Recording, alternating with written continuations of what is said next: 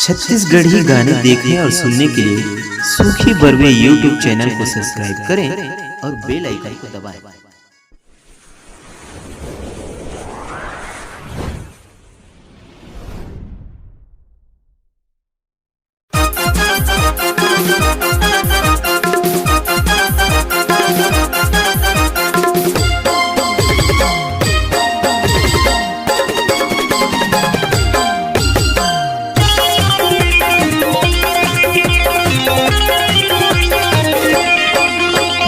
बारह बजे रात के तय करबे मुलाकात हो। ये 12 बजे रात के मैं करबो मुलाकात रे। अही मिलन के अंधियारी माँ, अही मिलन के अंधियारी माँ, करबो जी भर के बात हो, बात हो। ये 12 बजे रात के मैं करबो मुलाकात रे। ये 12 बजे रात के तय करबे मुलाकात हो।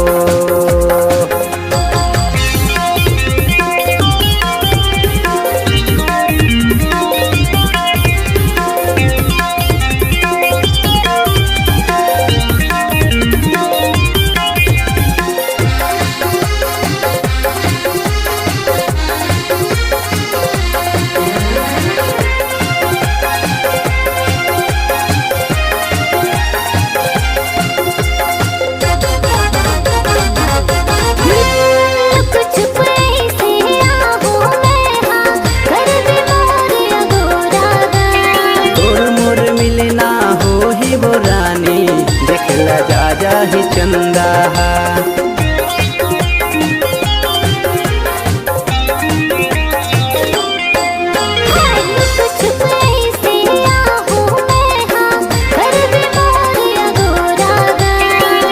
मोर मिलना हो ही वो रानी देखला जा ही चंदा रही हूँ मैं केरा बारी माँ अब केरा बारी माँ लड़ा ले वो दोनों आँख वो। 12 बजे रात के तय करबे मुलाकात हो। ये 12 बजे रात के मैं करबो मुलाकात रे।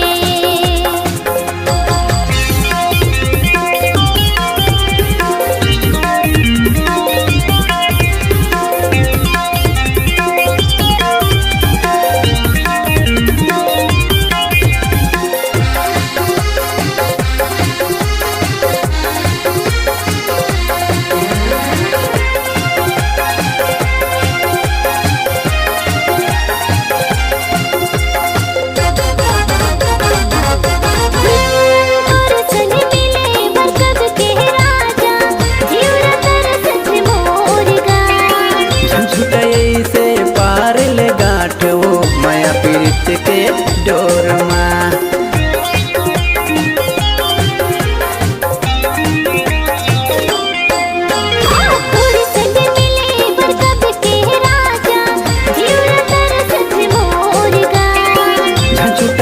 से पार ले गाँठ वो माया पीरित के डोर माँ। तोरे होठ के लाली माँ, तोरे होठ के लाली माँ लगा दे मोरे छाप हो। ये 12 बजे रात के तय करबे मुलाकात हो। ये 12 बजे रात के मैं करबो मुलाकात रे।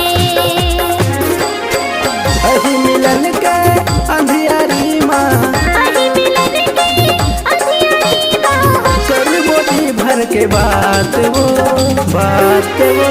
ये 12 बजे रात के मैं करबो मुलाकात रे। ये 12 बजे रात के तय करबे मुलाकात हो।